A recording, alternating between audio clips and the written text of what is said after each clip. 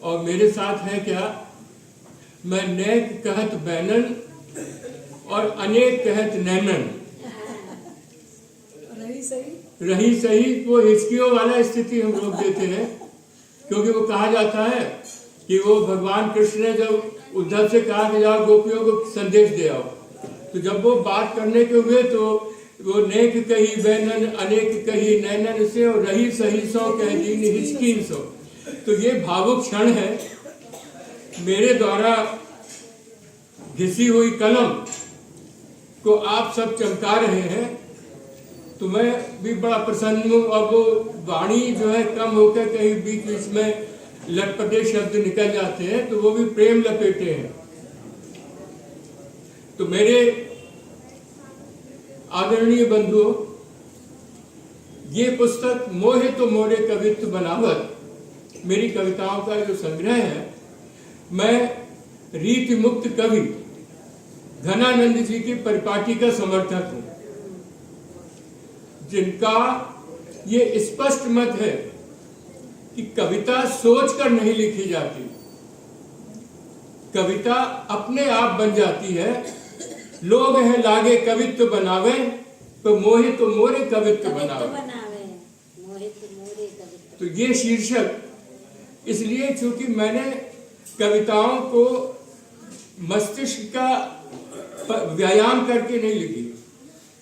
मेरी कविताएं कभी कोई किसी स्थान पर जा रहा हूं, कहीं किसी दृश्य ने मुझे प्रभावित किया और वो दृश्य धीरे धीरे बिंब बन गया, और उस बिंब को मां सरस्वती ने अक्षर प्रदान कर दिए, और अक्षरों का संयोजन मिलकर सुंदर शब्द बन गए, और वो शब्द ही कविता है। क्योंकि एक स्थानीय कवि ने भी कहा था कि जब गवई गांव की भाषा में हमने अपनो जी बहलाओ, और सुख दुख के इन बोलन में तुमने कछु अपनो सो पाओ। ऊखा तुम कविता कहां लगे, जे हृदय केवल छारा। तो वही स्थिति मेरे साथ है। इसमें कविताओं का जो संकलन है, तो मैंने कई शीर्षकों में विभाजित किया है। कारण क्या है, आज का युग वैसे भी कवि तो है, पाठकों की कमी होती जा रही है। जो सही मनोरंजन था उसको फिल्मों ने, उसको फेसबुक ने, और कैसे उभाड़ू रस के हर रस को विकृत रूप में प्रदर्शित करके आप सबको मोह लिया है। तो कविता बहुत पीछे होती जा रही है। तो इसलिए कविता का वो स्वरूप मैंने लिया है कि जिसमें स्वाभाविक रूप से मेरे जो भी मैंने अपने जन्म से लेकर अब तक अपने परिवार में देखा, अपने नगर में देखा, अपने समाज में देखा, वो ही कभी कभी जहां वो मेरे दिल को छू गए, वो बिंब बनकर, शब्द चित्र बनकर इस पुस्तक में आ गए। मंगलाचरण में मैं भगवान राम राजा सरकार का परम भक्त हूं।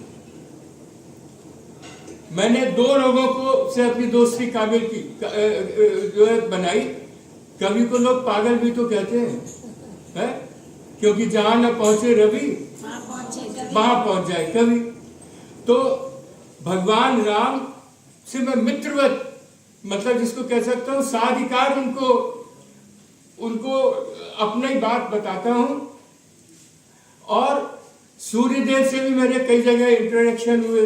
अभी मैडम ने भी बताया, मैं एमएससी दैनिक यात्री था, कॉलेज जाता था, 6 बजे की ट्रेन से जाना, और जैसे ही झांसी से वो गढ़वा पारीक्षा तक चली ट्रेन, और वो सूर्योदय शुरू हो गया, वो हमारे संग संग दौड़ रहे हैं। तो इस तरह से इन विविध परिदृश्यों को, जीवन के विविध परिदृश्यों को, एक दिन सुबह 15 अगस्त के दिन कॉलेज जाना था। कॉलेज 7 बजे से लगता, कॉलेज 120 किलोमीटर दूर था।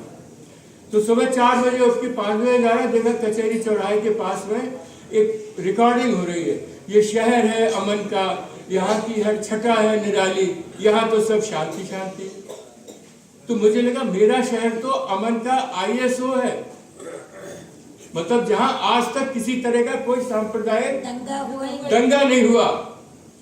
आज तक हम मजार पर भी जाते हैं और मंदिर पर भी जाते हैं, समाधि पर भी जाते हैं। अब देखिए उतना सा विचार, कविता कैसे बनती है, मन में पड़ा रहा है।